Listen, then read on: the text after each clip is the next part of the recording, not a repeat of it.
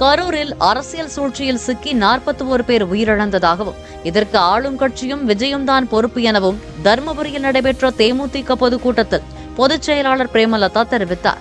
கூட்டத்தில் light off பண்ணப்பட்டது, ambulance வந்து சென்றது, கல்வீச்சு ஆகியவை திட்டமிட்டு நடத்தப்பட்டதாக தெரிவித்த அவர், காலதாமதமாக வந்தது மற்றும் பாதிக்கப்பட்ட மக்களை பார்க்காமல் திரும்பியதும் விஜய் செய்த தப்பு என பேசினார்.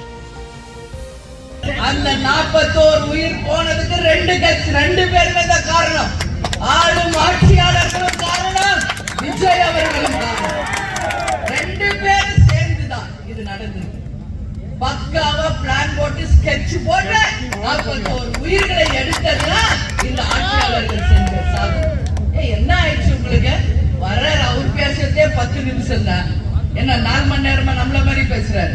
வந்தா என்ன பேசிட்டு போட்டுமே, போட்டு மக்களை நெருக்கி ஆம்புலன்ஸ் கூட லைட் ஆஃப் பண்ண, செருப்பு அடிக்க, கல் அடிக்கிறது, எத்தனை பிரச்சனையை கிளப்புறீங்க. யார் பண்ணது? 10 ரூபாய் ஒருத்தர் இருக்காருங்க.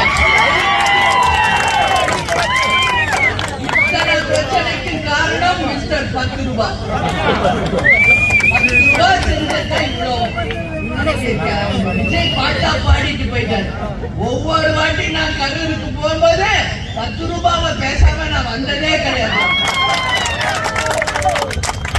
அப்படி என்ன உங்களுக்கு வெறி? கரூருக்கு என்ன நீங்க ராஜா வாங்கிய? ஜெயிலுக்கு போனீங்களே, அதே ஆளுங்க ரசித்து வேலை படுத்துக்கிட்டு பேண்ட் எல்லாம் யூரின் போயிட்டு போனாரா இல்லையா?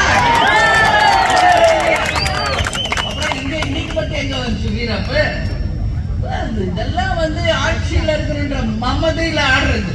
ஆடாதடா மனிதா, மனிதா என்பது நிச்சயம் மக்கள் உங்களுக்கு உணர்த்துவார்கள். அதெல்லாம் தப்பு. இன்னைக்கு 41 உயிர் போயிடுச்சு. உனக்கு என்ன போச்சு? ஏதாவது உனக்கு நான் லாஸா? இன்னைக்கு அந்த 41 குடும்பத்தை போய் பாருங்க, எவ்வளவு துக்கத்துல தங்கள் உண்மையான அன்புகளை இழந்துட்டு வாடிட்டு இருக்காங்க.